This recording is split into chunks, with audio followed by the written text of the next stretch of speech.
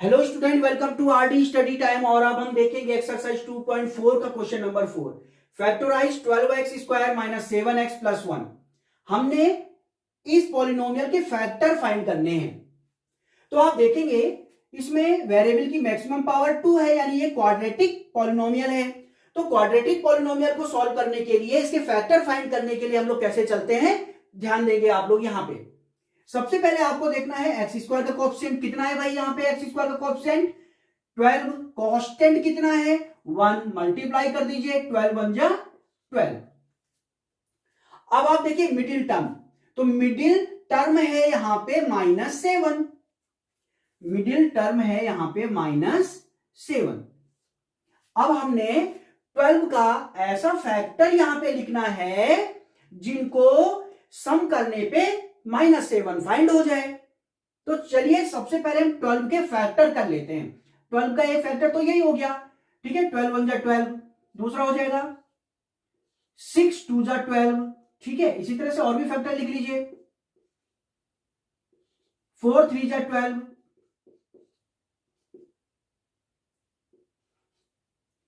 3 4 जा 12, ठीक है। इसी तरह से आप 12 के फैक्टर लिख लेंगे।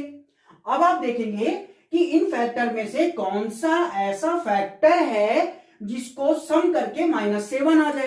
तो आप देखेंगे जैसे यहां पे देखें 12 प्लस 1 ये तो हो जाएगा 13, 6 प्लस 2 तो 6 और 2 को प्लस करेंगे तो ये तो 8 हो जाएगा। अगर हम 4 और 3 लेंगे फैक्टर, ठीक है, 12 का कौन सा वाला फैक्टर लेंगे, ये वाला, ठीक है। 4 और 3 क्या होता है 7, तो 4 प्लस 3 7 होता है। लेकिन मुझे यहां पे चाहिए -7, तो हम क्या करेंगे, यहां पे 4 को लेंगे माइनस में और 3 को भी लेंगे माइनस में, ठीक है। जब दोनों माइनस के होते हैं तो ऐड तो हो जाते हैं, सम तो होता है उनका, लेकिन माइनस में आता है। तो यहां पे देखेंगे 4 प्लस 3 क्या हो जाएगा 7 और साइन आएगा माइनस का।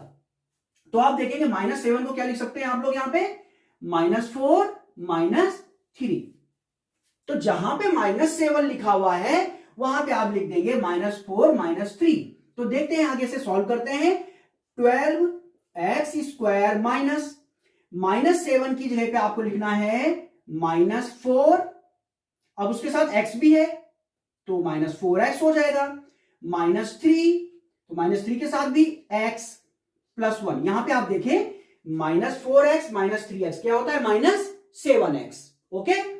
तो चलिए अब हम करते हैं इसे आगे सॉल्व। आगे सॉल्व करने के लिए अब यहां पे आप ये दो के टर्म बना लेंगे।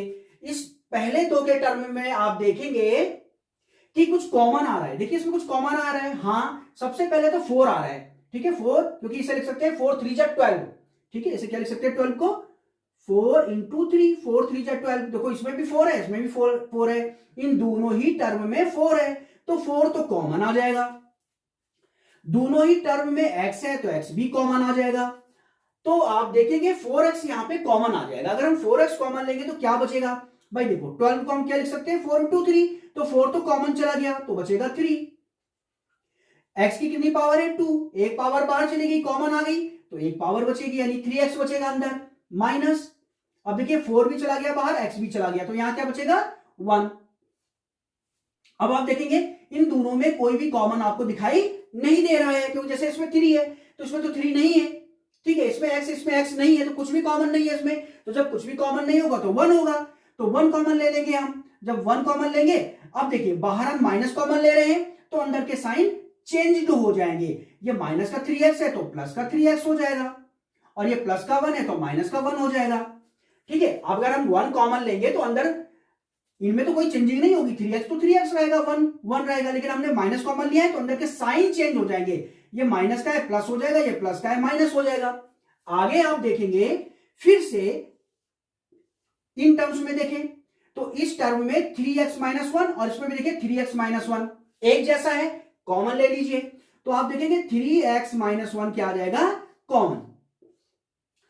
यहां से 3x - 1 कॉमन चला जाएगा, क्या बचेगा 4x। यहां से 3x - 1 कॉमन चला जाएगा, क्या बचेगा -1। तो इस तरह से आप देखेंगे ये क्वाड्रेटिक पॉलिनोमियल जो है इसके फैक्टर हमें फाइंड हो गए हैं। तो देखते हैं नेक्स्ट पार्ट। चलिए अब देखते हैं क्वेश्चन नंबर 4 का पार्ट सेकेंड।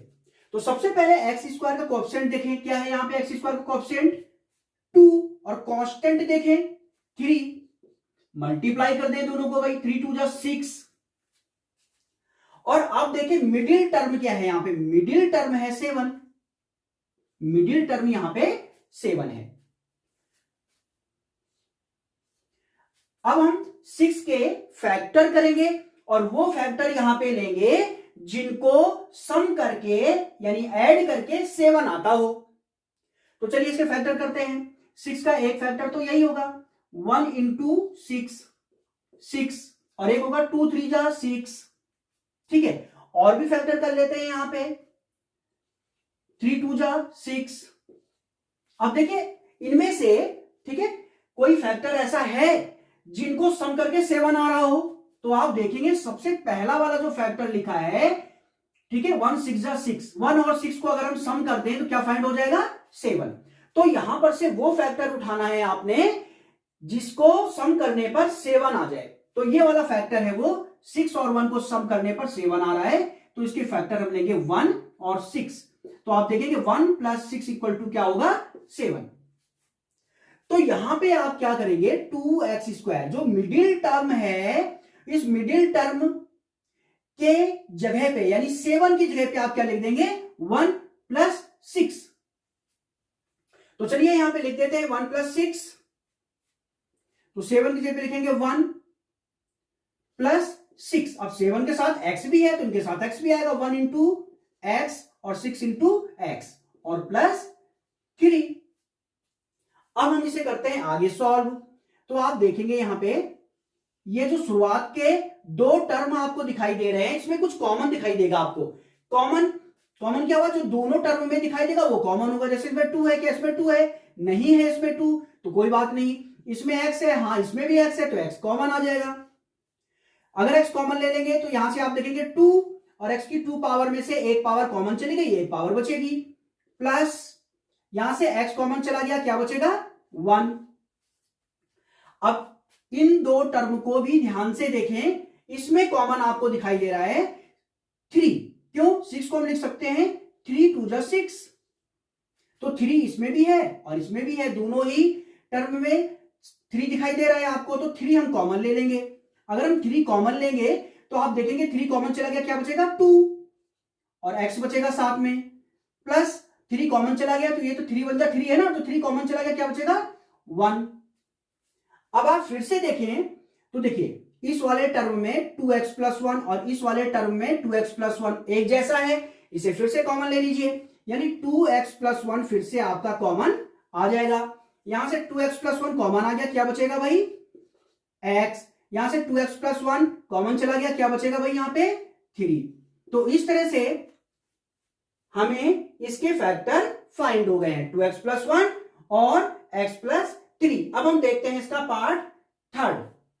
चलिए अब देखते हैं क्वेश्चन नंबर 4 का पार्ट थर्ड। देखिए इसमें x² का कोएफिशिएंट क्या है 6,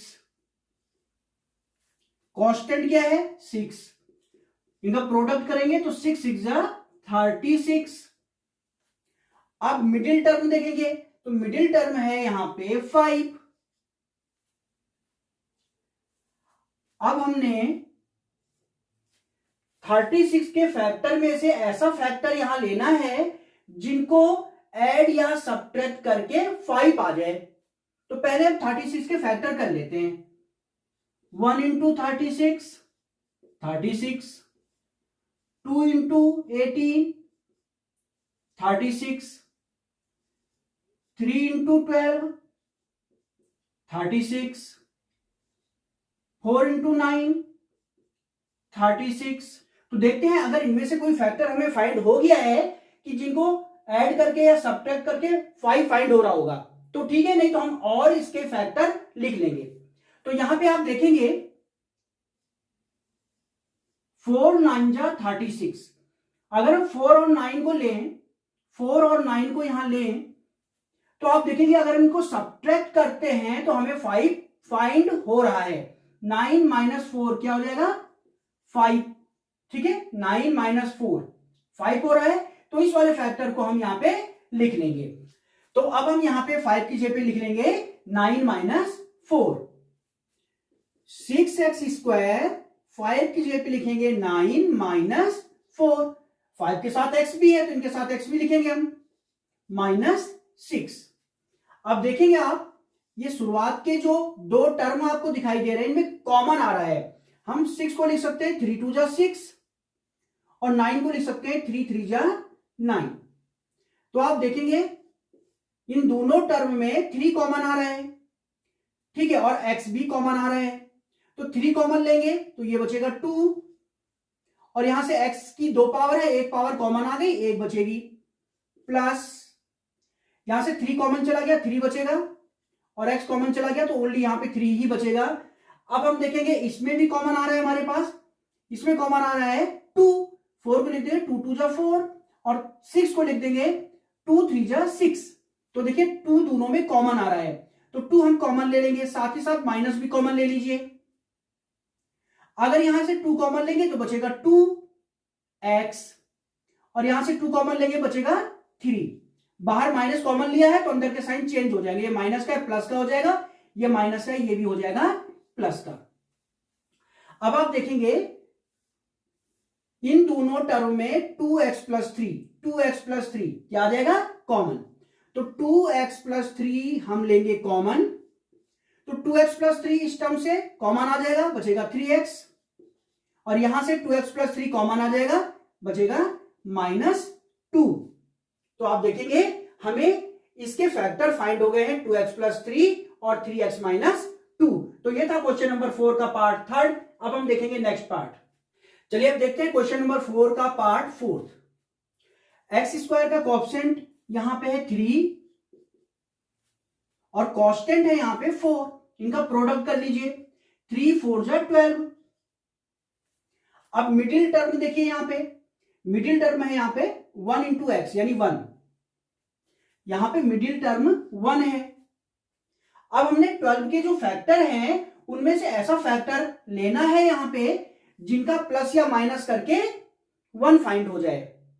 तो आप देखेंगे यही फैक्टर है वो 3 4 जा 12, क्योंकि 4 में अगर हम 3 को माइनस करेंगे तो 4 माइनस 3 क्या फाइंड होगा, 1।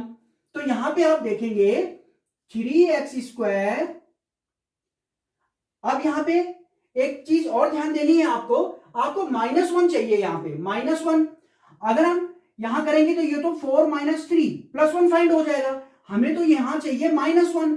तो अगर मुझे यहां -1 चाहिए तो हम क्या करेंगे, 4 को माइनस में रखेंगे और 3 को रखेंगे प्लस में, क्योंकि जब इन्हें सब्ट्रैक्ट करेंगे तो 4 माइनस 3 1 तो बचेगा और ग्रेटर का साइन आ जाएगा, वो ग्रेटर नंबर है साइन उसका आएगा, तो 4 का साइन आएगा 4 माइनस में है, ठीक है। तो आप यहां पे देखेंगे कि यहां पे जो फैक्टर होंगे 4 और 3, उसमें हम 4 को माइनस में रखेंगे और 3 को रखेंगे प्लस में, तो ये हो जाएगा -4 और +3। अब इनके साथ x है तो x ले लीजिए, आगे से सॉल्व करते हैं। अब इन दो टर्म में कुछ कॉमन आ रहा है क्या आपका, हाँ x कॉमन आ रहा है, यहां से x कॉमन ले लेंगे बचेगा 3 और x माइनस यहां से x कॉमन ले लेंगे बचेगा 4। अब देखिए इन दोनों में कुछ भी कॉमन नहीं आ रहा है, जब कुछ भी कॉमन नहीं आ रहा है तो 1 कॉमन होगा, ठीक है। 1 कॉमन लेंगे तो अंदर सेम बचेगा यानी 3x माइनस 4। अब आप देखेंगे 3x माइनस 4, 3x माइनस 4 इन दोनों में फिर से कॉमन आ जाएगा, तो 3x माइनस 4 हम ले लेंगे कॉमन, यहां से 3x माइनस 4 कॉमन चला गया बचेगा x, यहां से 3x माइनस 4 कॉमन चला गया बचेगा 1। और इस तरह से आप देखेंगे कि हम फाइंड कर चुके हैं 3x² माइनस x माइनस 4 के फैक्टर। तो ये था आपके पास क्वेश्चन नंबर 4। और अब हम देखते हैं नेक्स्ट क्वेश्चन।